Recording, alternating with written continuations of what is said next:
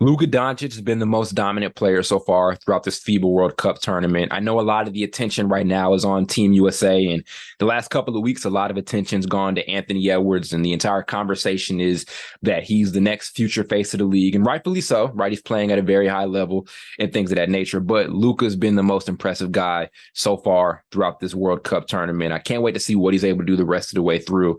And I think he actually is the future face of basketball. And I think that's the way things are moving. I think that's what he's proving right now. He's been better than everybody else. SGA is another dude who's dominating and playing at a very high level on the stage. But Luka's totally separated himself. Again, I know the talent on his team is going to allow him to put those numbers up. But either way, he's been the most dominant guy so far. And it'll be interesting to see how things go the rest of the way this FIBA World Cup tournament. I don't think Team USA is the favorite. I think, that's going to make for an interesting dynamic. It's been very fun to watch. So let's see how things turn out there. But I wanted to focus today on what Luka's World Cup performance so far could mean for the Mavericks. And I think Dallas is really slept on right now heading into the 2023-24 season. And I get it, right? They made some more low-key additions to their roster compared to some of the other teams in the West. Obviously, there's Phoenix. They went and added Bradley Beal to their roster. The Lakers did very well with the cap space they had, re-signing Austin Reeves, bringing back D'Angelo Russell, but also bringing in guys like Taurean Prince, Cam Reddish, and especially Gabe Vincent, who was a major part of that Miami Finals run. Then obviously we have the Warriors adding Chris Paul to their roster. The Grizzlies also made some very good moves by getting Marcus Smart, who's arguably the best defensive point guard in all of basketball right now, and getting Derrick Rose, so they got some more veteran mentorship. But I feel like those moves have kind of made us forget about what Dallas has done. Biggest issue with Dallas was this last season. It was their defense and their inability to close out games in clutch situations, right? Obviously we know the record, but when Kyrie and Luka were on the court together, 5-11, right? As I mentioned, they couldn't close out games. They were not a good team from a defensive perspective, and that lost them a lot of games as well. But I feel like that's made us forget how good that duo is in particular, right? Let's just focus on the Luka-Kyrie duo. How well do those two guys fit together? And they fit together perfectly. Last season, when they played, with each other, Luka averaged 31, Kyrie averaged 26, Luka averaged 7 assists, Kyrie averaged 6. There's a fit. There's a perfect fit between those two guys. I think also the narrative is that they're two ball dominant players and they both have to have the rock in their hands to be effective the entire way through. And that's going to be a plus or a net negative for the offense as a collective. But I don't agree with that. I think Luka and Kyrie both know how to play off of each other, especially Kyrie. Kyrie did that pretty much his entire time in Brooklyn. James Harden gets there along with Kevin Durant, and there's that entire trio. And Kyrie's like, oh, I can play off the ball, right? I can play more of that two-guard sort of role. He had a 60-point game playing off the ball and playing that two-guard, sort of role, against Orlando, right? And he did it a lot last season before the trade. And even after the trade, when he gets to Dallas, did a lot of his actions off the ball, coming off of screens or, just being able to knock down shots off the catch. Maybe somebody would try to double or blitz Luka off a pick and roll, and he'd be open in the corner on the elbow. He'd be able to knock down shots. He's one of the best off the catch shooters in the league. Kyrie knows how to play off the ball. Let's stop this narrative that Kyrie has to have the rock in his hands for 15 seconds into the shot clock to be effective. Kyrie can coexist with any star in the NBA. That's what makes him so special. We can talk about his finishing. We can talk about his ability to create shots. Kyrie is very effective playing off the ball, coming off the screens, doing those sorts of things. And I think that's what's going to continue to make him and Luka work well together. Luka also can be pretty versatile. We can't forget Luka came in his first season in the NBA. It was more of a two-guard. Now, I get it. He hasn't played that role in a very long time, but we saw glimpses of it, right? Where he would kind of play off the ball. There could be times where he was tired and he'd kind of, let Kyrie orchestrate a little bit more. Luka can also operate out of, pinch post actions or whatever the case may be. He can do things from there. So those guys can coexist. And I think it also works because Luka even mentioned it last season. It's very hard for him to give 110% effort on the defensive end if he has to carry the offense. He's not going to have to carry the offense now that Kyrie is there. So that duo works. I have no issue with that duo at all. Defensively, they're not the strongest backcourt. I understand that. But from an offensive standpoint, that duo works perfectly. A lot of it's going to be contingent upon Kyrie's availability, right? Is he going to be there for the entirety of the season? Are there going to be front office issues? Is he going to stay healthy, right? There have been a couple of health scares with Kyrie over the last 5 years. Not as many, but that's still a reality with him. So that's what it's going to come down to. But from a basketball perspective, this duo makes a lot of sense. Could the offense get stagnant at times? Maybe, right? And I do kind of question where they're at from a third option scorer perspective, right? Is it going to be Tim Hardaway Jr.? Like, who's going to be that guy to kind of lead the pack when they're not on the court? Because you always need a third guy at times, right? A third shot creator. We've seen that happen with a lot of the last couple of championship teams for Denver. If it wasn't Jamal Murray or Nikola Jokic, it could be a couple of other guys who can come in and have big games, and things like that. We saw that with the Bucks, right? I mean, obviously, the Warriors have kind of had that as a part of their system. We know it's going to be their main guys, but there are always some other guys there who can explode for big games, outside of their main couple of all-stars, right? There's always that reality. So there's that question. As I mentioned, Tim Hardaway Jr. can be kind of streaky at times. There is Seth Curry there who's back on the roster, so maybe it can be him. So there's that to kind of take into consideration. Is there enough third option shot creation on that team? But other than that, I'm a big fan of this Dallas offense. They can space the hell out of the floor. As I mentioned, Seth Curry is there. We talked about it before. Grant Williams was also a major addition for them. From a three-point shooting perspective, he's a pretty solid off-the-catch guy, especially from the wings. Rashawn Holmes now is also on the roster, so that's another guy who can play pick-and-roll basketball alongside with Luka. Derek Lively from Duke, one of the best defensive big men they picked up in the draft, right? Can also kind of be a lob threat around the rim, and you can run a million pick and rolls, with him and Luka. We'll see what happens with Christian Wood, right? I don't know if the Mavericks are as committed as bringing, to bringing him back, but he can be another offensive option, right? Not saying he's going to be a super key guy in their offense, but he can space the floor.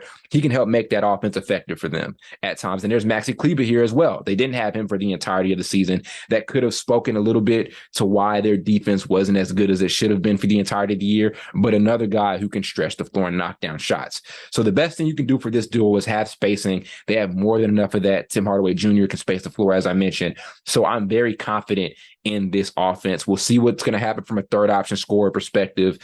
Who knows? Do they really need it? We'll see, but offensively, I've got nothing that I'm concerned about with this Mavericks team. Justin Holiday is here as well, on this roster. Josh Green, right? What types of leaps and strides does he make from an offensive perspective? So they can space the floor. There are a lot of guys who can help bail out Kyrie or Luka, if they get locked down in late shot clock situations. That is there. I'm not worried about the Dallas Mavericks offense at all. Not worried about the Luka and Kyrie fit at all. I ain't worried about it. You shouldn't be worried about it at all. Those two guys are going to make it work. Again, comes down to Kyrie's availability. It's going to be super contingent upon that. But from a basketball perspective, it makes a lot of sense. The perspective is that they're two ball dominant guys. They can't play with one another. I totally disagree. They fit well on the court last season when they were playing together. The record didn't speak to that. The record made us think they didn't fit, but I just really don't agree. They play basketball at a very high level together. I think they're going to be just fine offensively.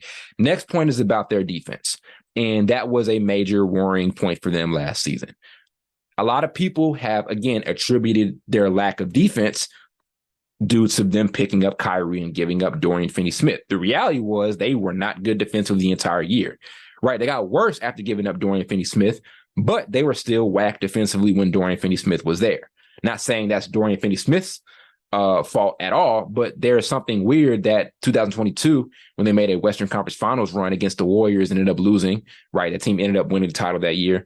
They were one of the best defensive squads in basketball. Then they come in the next season and they're not good defensively. Again, it could have been that Maxi Kleber wasn't there for a good amount of the year. Could have been whatever, but that entire year, they were sorry defensively. And there was always something missing with Dallas last season. So they weren't some super well put together, I have everything figured out type of squad before Kyrie gets there, right? The narrative is that Kyrie gets there and things kind of fall apart. No, something was going on with Dallas the entire year. Kyrie kind of just got put in that situation, did the best he could with what he got. You also have to take into account that he has to help and try to build chemistry with the new guys on that roster and everything. And obviously that didn't work out last year, but defensively, they were missing the mark. Let's look at what they did this offseason from a defensive perspective. For one, picked up Grant Williams. Grant Williams isn't a defensive player of the year sort of defender, but he's really good on that end, right? He's not scared to go and guard the opposing team's best player. He's not scared to go and be a point of attack defender. He's not scared to, do those little things in the playoffs, the chippy stuff that makes a big difference. They haven't really had that these last couple of seasons. They had it with Dorian Finney-Smith, and Grant Williams is a downgrade defensively and isn't as great of a shooter as Dorian Finney-Smith is. They're both aren't amazing shooters, but he can give you some of that similar stuff that Dorian Finney-Smith was giving them, especially back in 2022.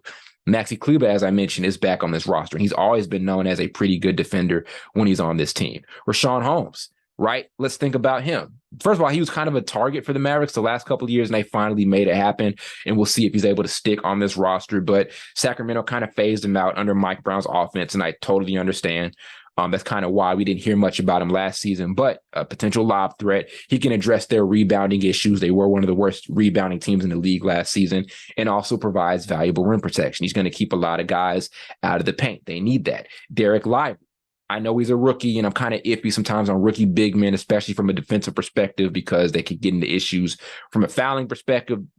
There could be some immaturity there, some ways to go, right? Young big men in the league don't always come in year one and they're not always dominant defensively in that first season. So he's going to have to grow, but there's a lot of upside there from a defensive perspective. He is known as the best, or at least one of the best defensive bigs in this draft class. He's there. Another lob threat, another guy who can protect the rim and things of that nature. They've got size to go along, with their perimeter shooting and their perimeter attacking Kyrie Irving and Luka. They're not going to have as many issues with letting guys get into the paint and have their way on them. They've got legitimate shot blockers, and they have legitimate defensive stoppers out there on the perimeter as well. Josh Green, as I mentioned, is there, and I think he has a lot of upside from a defensive perspective, and I think he can end up making an all-defensive team at some point in his career, right? So that's what Dallas did from an offseason perspective as far as bringing in newer guys. And all of the newer guys they brought in are going to address that defense, right? And I think they're going to make huge leaps and bounds on that end. Are they going to be a top 5 defensive team next season? Probably not, but it's not an impossible thing at all. Like, if you think about it, 2022, they were one of the best defensive teams in all of basketball under Jason Kidd's system. They've got more weapons now, so I wouldn't put money on them being a top 5 defensive team, but that's something that can actually be a reality. I think if they're not going to be top 5, they should at least hover around that top 10 from a defensive rating perspective. That's how good those additions they made in the offseason were. And I really feel like we're sleeping on how much they addressed their offseason issues. So I'm very excited to see what they're able to do. Your question now is, did they get that much better than some of their other competitors in the Western Conference who made more moves than them, right? Especially when it comes to what those other teams did, when it comes to what they added to their offensive attack. The Lakers, obviously, added Gabe Vincent, Cam Reddish, Taurean Prince, re-signed Austin Reeves, who's going to be a much better player than what he was last season, especially with what he was able to do, what he's been able to do here for Team USA. Will they be better than the Lakers? Probably not. Lakers just made a Western Conference Finals run. They have a lot more chemistry together. Their injury issues and concerns there with the Lakers, that's kind of an issue for a couple of teams right now in the Western Conference. But I don't think Dallas would be better than them. Would they be better than the Suns? Could be. The Suns also a team with injury issues, so we'll see. Brad Beal hasn't been the most healthy guy the last couple of years, especially Kevin Durant has not been the most healthy guy the last couple of years, and Devin Booker will kind of have his moments from a health perspective. So we'll see. But I don't think it'd be crazy to think that Dallas could potentially be on par with the Suns. It's not crazy to think that at all. Nuggets, will they be better than them? I don't think they're far off from Denver on paper at all. But the Nuggets have chemistry. They have a championship system. The Bruce Brown loss was big, but I don't think Denver's going to fall off from a regular season perspective at all that much. So I don't think they'll be better than Denver. Will they be better than the Warriors?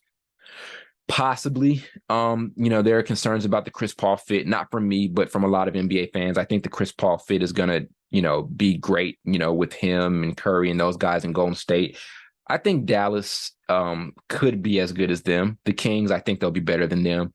The Grizzlies, I do think they'll be better than them. And the Clippers, I'll always put them over the Clippers because I just don't trust the Clippers from a health perspective. They're the most untrustworthy team in the NBA from a health perspective. So, yeah, I would say the biggest thing that says is they're probably a tier 2 team when it comes to actual championship contention out in the Western Conference. Tier 1 being the Lakers because they just made a Western Conference Finals run. And, obviously the Nuggets. I would also put Golden State in Tier 1.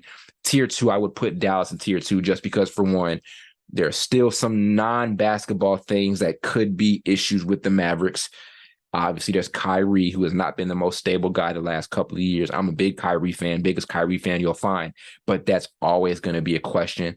So I'll put them Tier 2 really just because of that, right? Similar to the Clippers. From a talent perspective, the Clippers are a Tier 1 team, but they're Tier 2 in all reality because of the health. I would also say Phoenix I'd put them Tier 1 because of that talent. Injuries are a concern, but there's so much talent there. That big three is so good from an offensive perspective, and they did a pretty solid job of filling their roster out. I would put them Tier 1.